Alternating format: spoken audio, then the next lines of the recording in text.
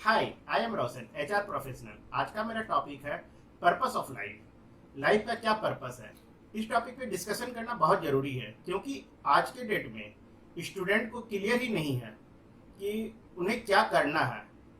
Lack of clarity है कि क्या काम करना है, किधर जाना है, किस तरह का प्रोफेशन में जाना है, किस तरह का कैरियर चूज करना है, किस तरह का बिजनेस करना है। काफ़ी कन्फ्यूजन आता है।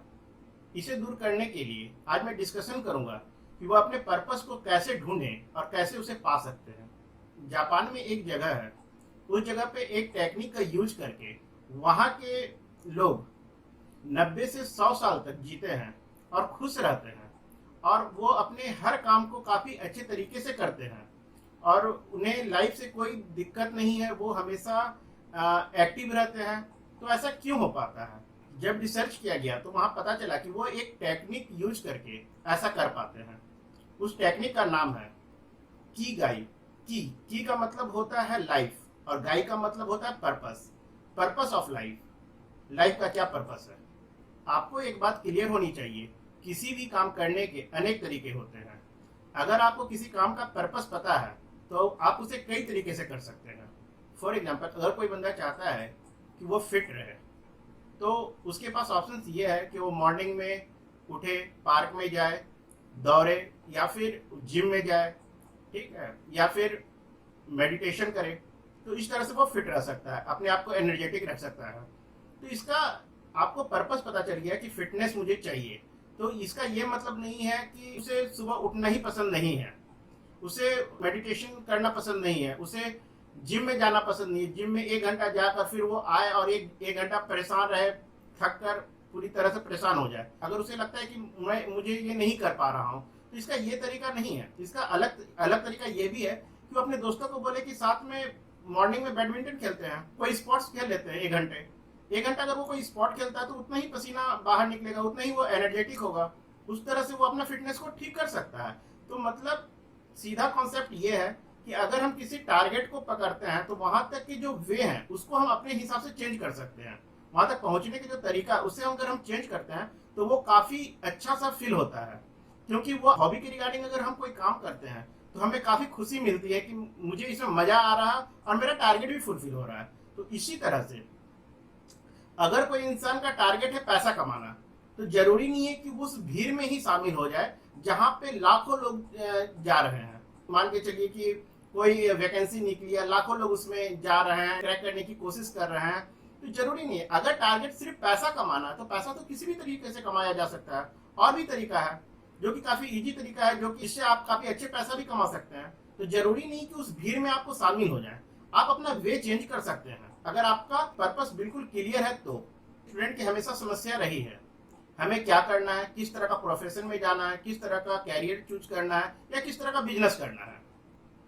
स्टेप नंबर 1, हमें अपने इंटरेस्ट को पहचानना होगा कि हमें किस किस काम में इंटरेस्ट है।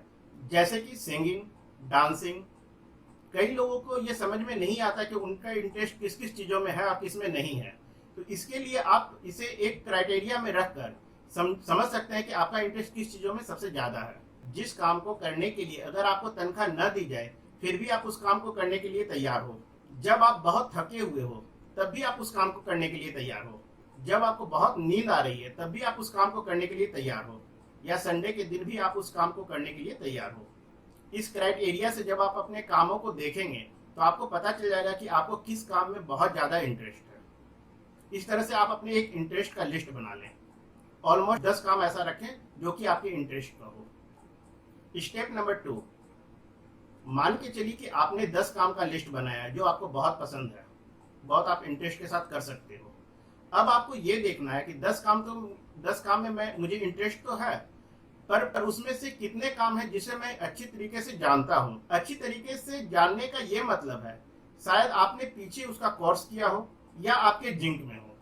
2 तरीके से आप उसे डिफाइन कर सकते हैं।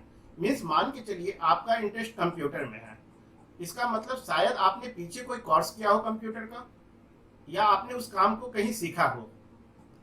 सेकेंड है कि जिंक।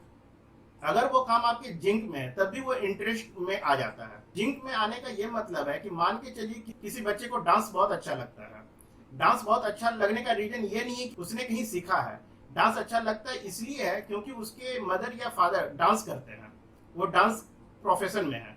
तो मान के चलिए उसके घर के माहौल ही इस तरह से होंगे कि हमेशा डांस का माहौल होगा, हमेशा ही घर में म्यूजिक बजता रहता होगा। उसकी जो फिटनेस है वो उसी के अकॉर्डिंग होगी। फिटनेस और जो फ्लेक्सिबिलिटी है शरीर में वो हमेशा शुरू से ही उसके रही होगी, उसे सिखाया गया होगा। उस बच्चे के अंदर डांस की कंडीशनिंग कर दी गई है, तो ये उसके इंटरेस्ट भी है और उसे आता भी है। तो इस तरह के एक लिस्ट बना लें। मान के चलिए आपने 10 काम तैयार किया है, उसमें से 5 ऐसे काम निकालें जो कि आप उसमें उसे अच्छे तरीके से कर भी सकते हो, स्किल है आपको उसके अंदर। तो जैसे ही आप 2 काम क्लियर कर लेते हो कि आपको बहुत अच्छा इंटरेस्ट भी है उस काम में और आपको बहुत अच्छे तरीके से आता भी है, ये दोनों जैसे ही क्लियर हो जाते हैं, मीन्स आपका पैशन क्लियर हो जाता है कि आपका पैशन किस चीज में है। स्टेप 3 में आपको ये देखना है कि जो आपका इंटरेस्ट है और जिसे आप अच्छी तरीके से कर लेते हो, क्या उस काम के लिए लोग आपको पैसे दे सकते हैं? उस काम को करने से क्या लोग आपको पैसे देंगे? जिस काम को आपको करने पे लोग पे करेंगे, ऐसे 2 काम को आप अलग कर लीजिए। जैसे ही आप उस काम को अलग करते हैं, मीन्स उसमें आप बहुत अच्छे भी हो और लोग उसके लिए पे भी करेंगे, मीन्स आपका प्रोफेशन क्लियर हो गया कि आपको किस प्रोफेशन में जाना है। स्टेप नंबर 4 में आपको ये देखना है कि ये 2 काम जो आपने लास्ट में फाइनल किया है, आपने अपना प्रोफेशन बनाया है, आपको ये देखना है क्या ये काम प्रॉब्लम सॉल्विंग प्रोफेशन है जिसके लिए लोग आपको पैसे दे रहे हैं।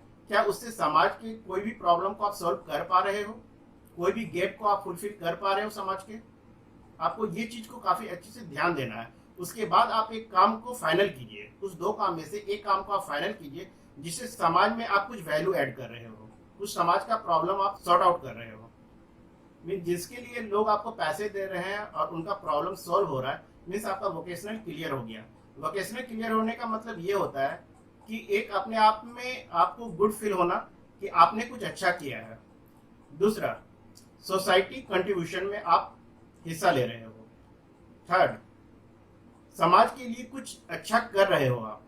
इस तरह से आप अपने पर्पस ऑफ लाइफ को जान सकते हो और उसे पा सकते हो। इस तरह से आप किसी भी प्रोफेशन को चुनते हो तो वहां पे आपको प्रेशर क्रिएट नहीं होगा, वहां पे आप बहुत मजे में, बहुत खुशी के साथ उस काम को करोगे क्योंकि वो आपकी हॉबी है, उस काम में आपको इंटरेस्ट है, तो उस काम में आप थकोगे ही नहीं। वो काम आप बहुत अच्छे तरीके से करते चले जाओगे और जैसे ही उस काम को बहुत अच्छे तरीके से करते चले जाओगे, आपका स्किल और भी अच्छा होता चला जाएगा।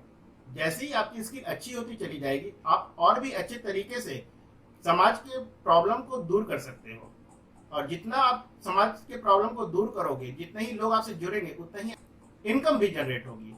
तो जैसे ही आपको क्लियर हो जाता है कि मेरे जो स्किल है, जो मुझे बहुत अच्छे तरीके से आता है और जिसे लोग पैसे देने के लिए भी तैयार हैं और जिनसे कोई प्रॉब्लम भी सॉल्व हो रहा है, अगर ये 3 चीज क्लियर होता है तो आप एक बिजनेस मेथड बनाइए कि उसे एक बिजनेस में हम कैसे कन्वर्ट कर सकते हैं।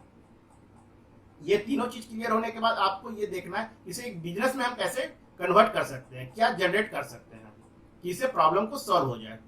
फॉर एग्जाम्पल, मान के चलिए आपके पास एक फूलों का बगीचा है, आपको पता है कि हमारे पास बहुत सारे फूल हैं और इस फूल को क्या करना है, इस फूल को मान के चलिए मंदिर में पूजा हो रही है, वहां पे बहुत सारे व्यक्ति हैं जो कि पूजा कर रहे हैं, उनको फूलों की जरूरत है। तो आप डायरेक्ट जाके ऐसा नहीं कर सकते हो कि मेरे पास फूल है, आप ले लीजिए इस फूल को।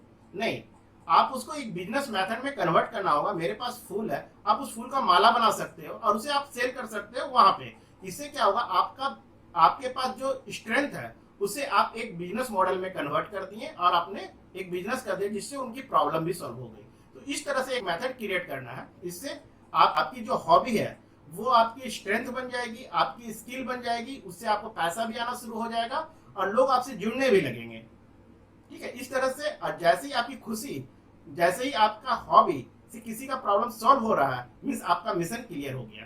तो इस तरह से आप अपने लाइफ के पर्पस को पा सकते हैं। ये वीडियो देखने के लिए बहुत बहुत धन्यवाद। अगर ये वीडियो पसंद आई तो लाइक करें, सब्सक्राइब करें। Thank you.